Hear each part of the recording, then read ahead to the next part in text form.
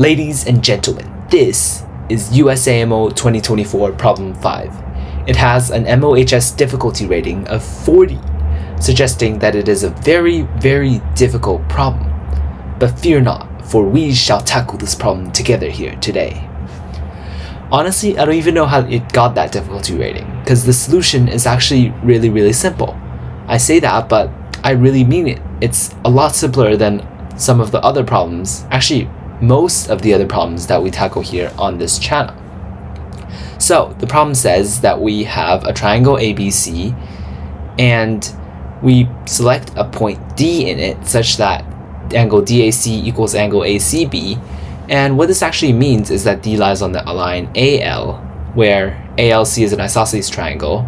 Well, that will just confirm that these two angles are the same.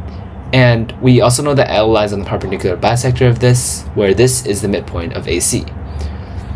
So that's the first condition here. And the second condition tells us that angle BDC is equal to 90 degrees plus angle BAC. And that is kind of a weird condition. We don't have really any way of handling it, but we'll see to it later. And then we have that point E is chosen on this line or ray BD, so that AE is equal to AC. And that also means that E lies on this perpendicular bisector of AC because A equals EC. So E is essentially just the intersection of this line and line BD. And then we have M is the midpoint of BC. We want to show the line AB is tangent to circumcircle BEM. So first of all, to prove that line AB is tangent to BEM, we can use the tangent theorem, or whatever it was called. So if you have this tangent to the circumcircle of this angle formed here will be equal to this arc. So this should be equal to 180 degrees minus this angle, and this angle is angle B.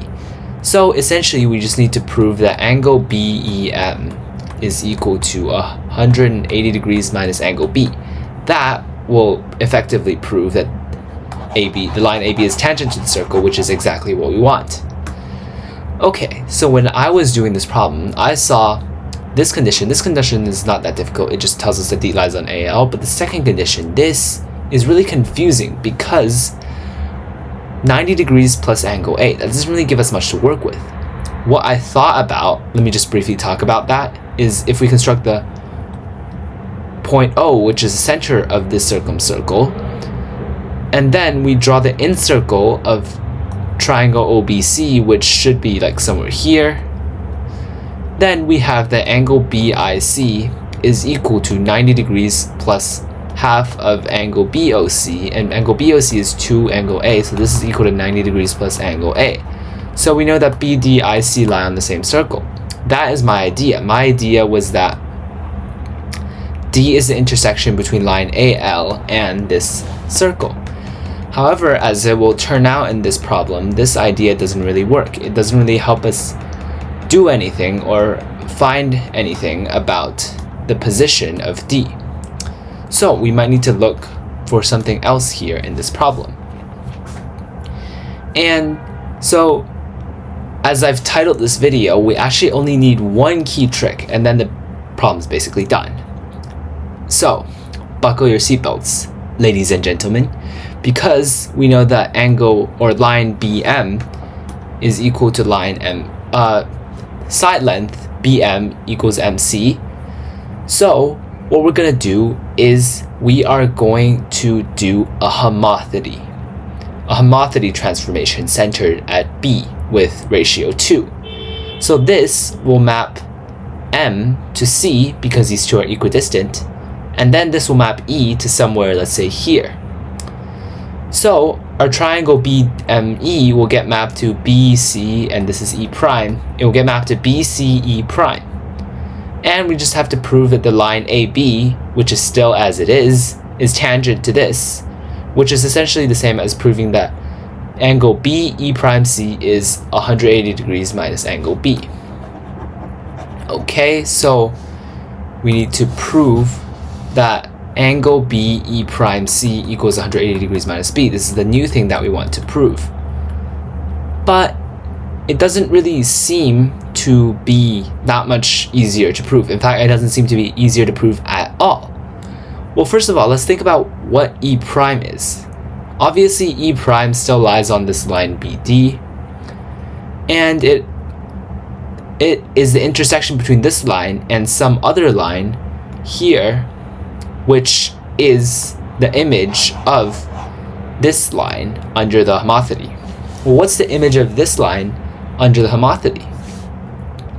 Well, it would just be this line dilated with a scale factor of 2 from B.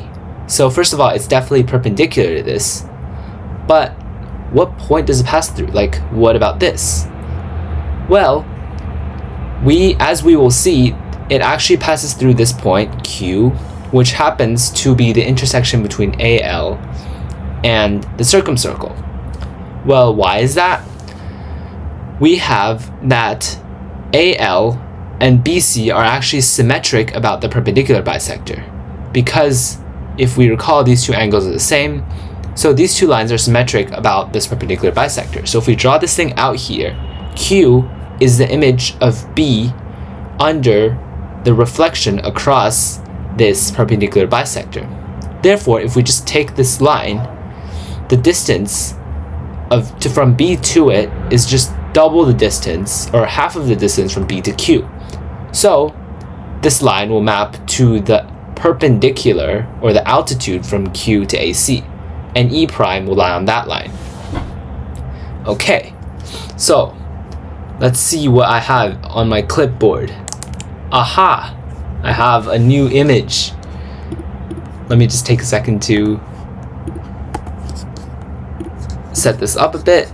But what we have in this new image here is actually a refinement, or I have drawn out Q and E prime. So, as we have shown just now, the line E prime lies on the line BD, and it also lies on the line from Q that is perpendicular to the line AC. Okay, so now how do we prove that angle BE prime C is actually that? Well, here we have to essentially just do some angle tracing. If you have a good eye, you might spot these 4 points might be concyclic, but obviously not everyone can immediately spot that, so there's actually a more reliable way of doing that. So to prove or to guess that these things are concyclic, we can first look at angle BE prime C, and then we can look at angle AQC. So angle AQC is just equal to angle B. And since we want this to be angle 180 degrees minus angle B, it must be true that these four are concyclic in order for this to be 180 degrees minus angle B. So we just want to prove that D, E prime, C, Q are concyclic. If we prove this, then the problem is just done, because that already implies that thing, this thing that we want to prove. Okay, so how do we prove that they're concyclic? This is actually just another bit of angle tracing. And let's draw the circle so it's a bit easier to visualize. There are a lot of things we can try around here with the angles, but actually, as we will find, the most reliable is to first take a look at this right angle. We want to somehow utilize this right angle, and we also want to utilize the fact that angle BDC is equal to 90 degrees plus A. If we utilize these two conditions, then we can fully utilize everything the problem gives us, so we should be able to prove that they are concyclic. But let's work with the hard condition here, the difficult condition, that angle BDC is 90 degrees plus angle A. This is 90 degrees plus angle A, so we know that this has to be 90 degrees minus angle A. And if we can successfully prove that EQC is also angled 90 degrees minus angle A, then we have proof that they are concyclic. But look at this, this is a right angle.